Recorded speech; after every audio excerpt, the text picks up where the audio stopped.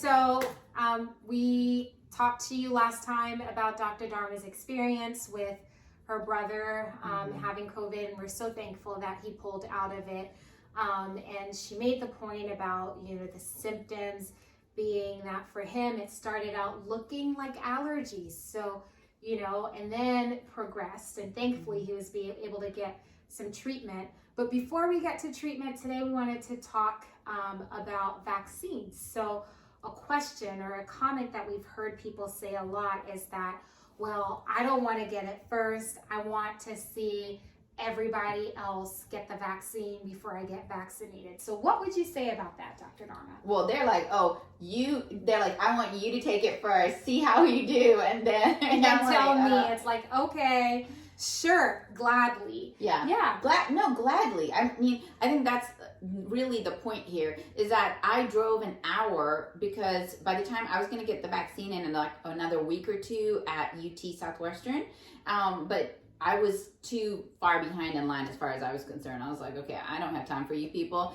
And I drove an hour to Greenville, Texas, because Oklahoma and other surrounding smaller areas have less people to vaccinate than Dallas and Tarrant County. And so I was able to get a vaccine. I did have to drive, but gladly I was willing to drive. Mm-hmm. Gladly I would take any side effect from a vaccine. Right. And side effects, I mean, my arm was sore, you had yours. And what if I got an allergic reaction? Okay, great. Happy to have one, versus potentially getting COVID and potentially having a death as the outcome. Vaccines, you can have an allergic reaction. You can have a sore arm. You can have a temperature. Okay, gladly, right? So, and the truth is that tens of thousands of people went first. Yes. Right? So you are not the first one. Right. And they're the people who signed up for the trials, the clinical trials. They were real human beings. They looked like you and I, and we have had enough data to study what the side effects would be prior to it being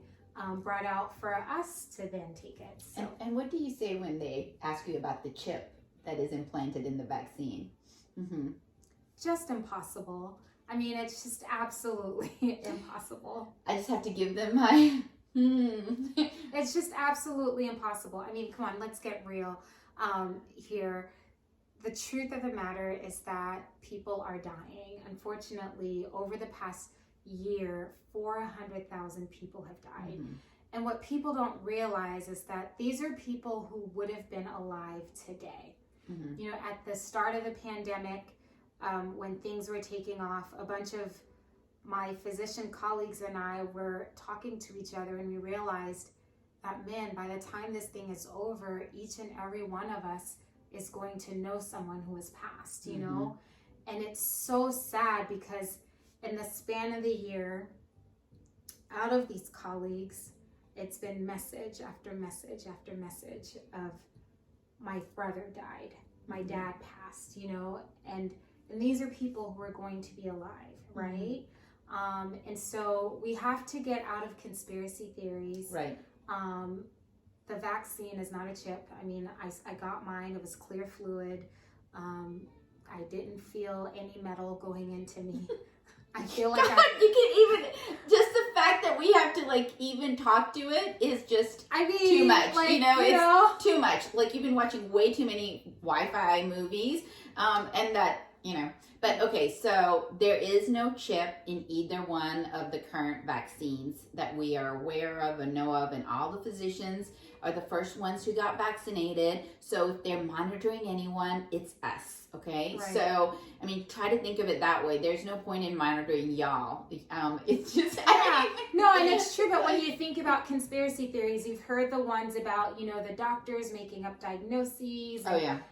And, the kind of organization it would take to convince thousands, hundreds and thousands of people who took an oath to do no harm, to conspire together secretly, to make up diagnoses. I mean, how did we all become these agents of evil overnight? When we are the ones that y'all supposedly trust to help take care of you. Exactly. And then the fact that we are willing to put ourselves on the line, and you've seen all the pictures of all the frontline workers going and getting vaccines.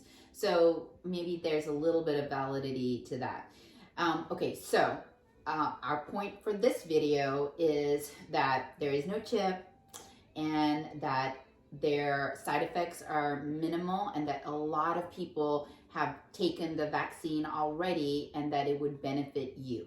Right. Okay? Right. We'll All catch you next time. Look out for our video.